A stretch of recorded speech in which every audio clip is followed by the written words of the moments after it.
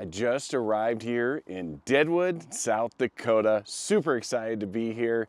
Right behind me is the Tatanka statues. They're actually telling the story of the bison. There's a visitor center here. This was all created by Kevin Costner. I'm gonna check all this out and then I'm gonna head to Belle Joli Winery. I'm actually heading to two locations. There's one in Sturgis, which has all their sparkling wines, and then there's another location right here in Deadwood that has their still wines. And then I've got to partake in some bison while I'm here. I'm told it's healthier than chicken. So come with me and let's see what South Dakota is pouring for us today.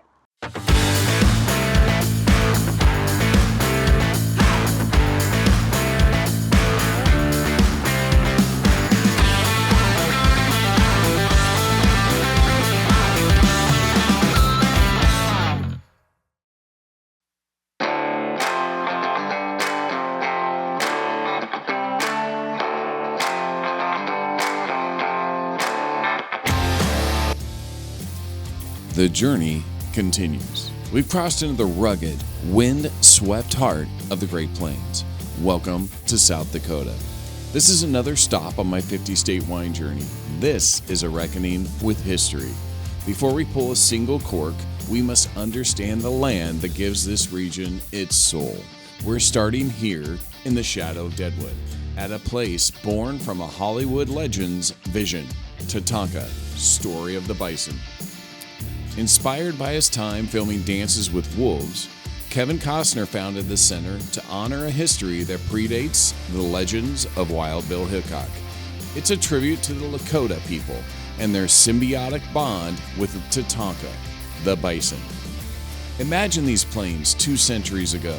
Between 30 and 60 million bison once shook this earth. They were the lifeblood of the Lakota nation, providing food, shelter, and spiritual connection.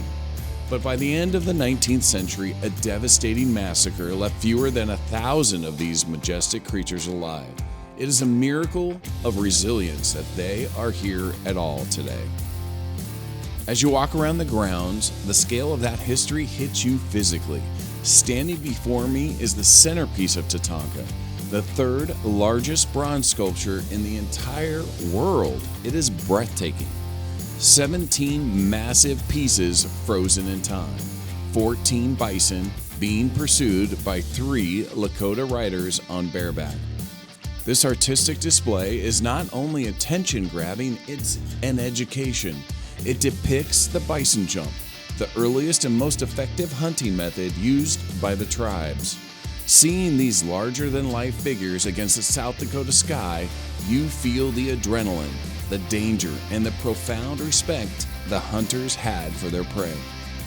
As you make your way through Tatanka, you move through an authentic Lakota encampment. The interpreters here tell stories and preserve a culture of perseverance. From the origins of the Wind Cave to the rebirth of the herds, now numbering over 150,000 across the north. The museum tracks a journey of survival. Even the gift shop carries the weight of the mission, focusing on Lakota-made art and local jewelry. And for a wine traveler like me, they even feature South Dakota wines and signature choke cherry products that offer a literal taste of the soil. The air is different here. It's heavy with a past, but changed with a future. You can't appreciate the fruits of this land, the grapes, the wine, the food, without first honoring the animal that defined it. The spirit of the Tatanka is the spirit of South Dakota. Tough, enduring, and majestic.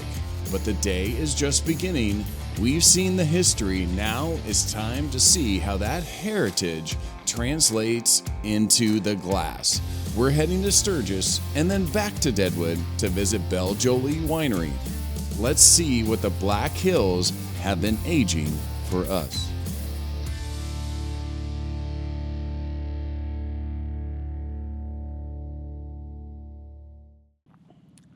I am standing out on the patio here at Belle Joli. This is their sparkling house. This is the Sturgis location. Yep, that's Sturgis, the one famous for the motorcycles, which maybe you can hear right now. Anyway, Right behind me is 5 acres of grapes. These are grown on limestone right here. They have another 25 acres of grapes that are further down the road in a town called Belle Joli, and those are more of a clay soil, and so that's where a lot of their still wines actually come from. Because actually Champagne, France is grown on a chalky limestone, which is very similar to this soil right here. Anyway, I have in my hand their Brut Rosé Champagne. Pretty cool little glass here. And this is the owner's favorite wine that they produce. So I'm excited to give it a go. And that is just a crisp, clean, refreshing wine. It is done in the traditional champagne method. I actually saw the gyro machine that actually does the riddling instead of hand riddling. They use the machine. But this is a crisp, clean drinking wine, perfect for a Black Hills summer day.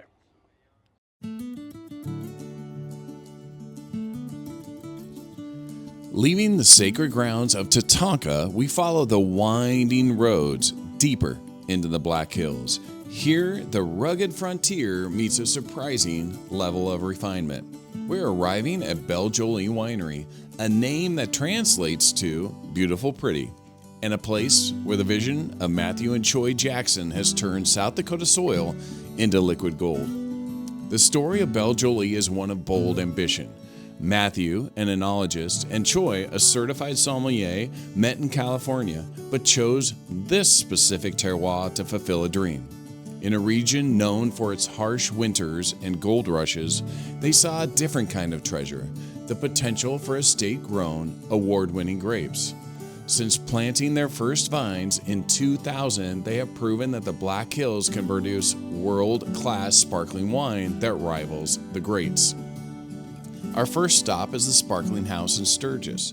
This 5-acre vineyard and a state-of-the-art facility is a cathedral to the méthode traditionnelle, the classic champagne process. Standing on the patio, overlooking the rolling hills of Vineyard Canyon, you realize is an outpost of elegance. From the production room to the platinum experience, you can feel the precision required to capture the tiny, persistent bubbles that define their signature sparkling wines. But the journey doesn't stop in the vines. We head back into the pulse of historic Deadwood, to their tasting room on Main Street.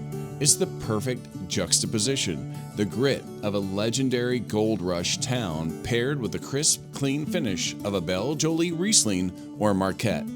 Whether it's a weekend mimosa flight or deep dive into their still wines like Muscat and Chenin Blanc, the experience here is intimate, polished, and rooted in the land. The Jacksons believe that winemaking is intimately connected to the heart of the earth. Today, as I taste through their portfolio, I'm not just drinking wine, I'm drinking in the beauty and the perseverance of the Black Hills. I'm here in South Dakota on a beautiful day, and I have here in my hand the Marquette. So I'm made my way through the wines here at Belle Joli, and this is one of their estate wines. It's pretty close to a Cabernet Sauvignon, if you can get that close, here in South Dakota. It's a University of Minnesota hybrid that they grow here that can survive the low temperatures of the winter here. And this is just a very strong red wine. Let's give it a go on the palate.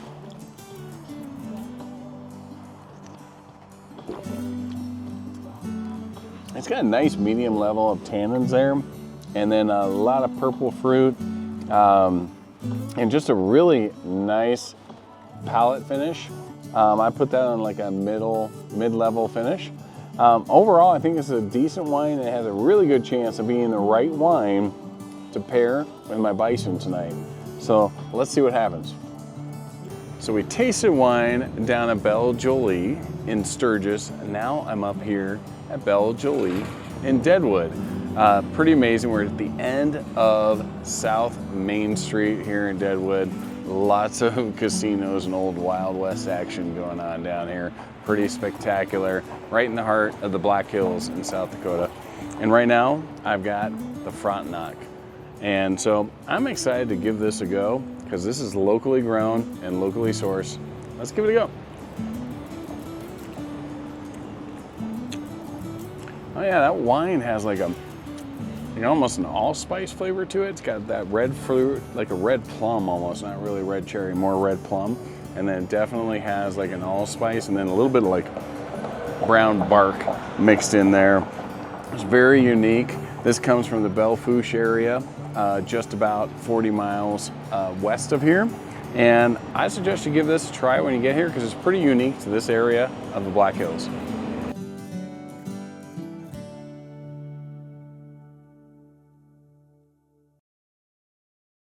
Nice, rich red wine, and look at her, she's again.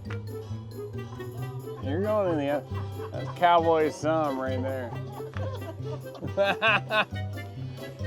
You wait till the South Dakota video comes out and you're on it.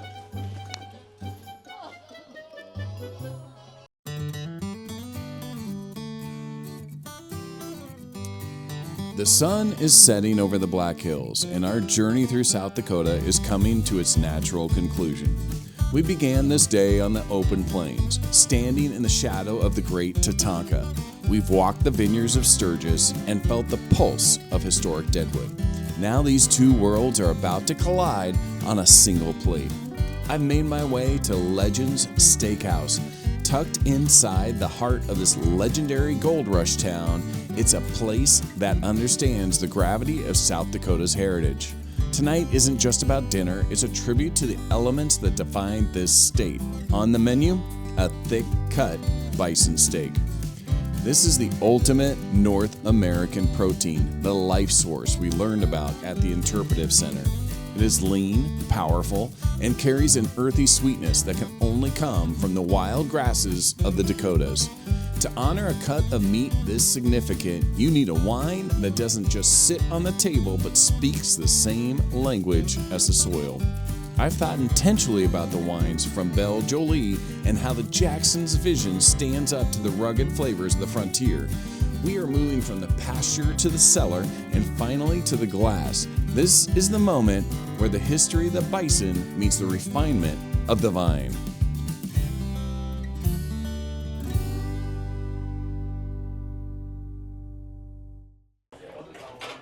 I'm at Legends Steakhouse in downtown Deadwood. This truly is a legend. It's in the basement of the Franklin Hotel. The Franklin Hotel is a historical hotel. Been here for probably about 150 years. And here we are enjoying a bison steak. I told you I had to pair some wine with this bison steak. And this is incredible. This is in New York. And bison is really, really lean. It's not like beef. So there's no marbling of fat through this. This is going to be as lean as it gets. I don't know, it's probably not going to come through on camera. But anyway, this is a lean meat. And so at first, I thought this would pair great with the Marquette. But I was a little bit wrong because I forgot how lean this meat is. The Frontenac is the way to go if you're going to pair a wine from Belle Joli with this bison steak here at Legends. Right now I'm having a Cabernet, and I'm gonna be honest with you, that's a little too big for this steak because of the leanness. But anyway, I'm gonna say so long for now from Deadwood, South Dakota. And I hope I get to see you somewhere on the wine trail.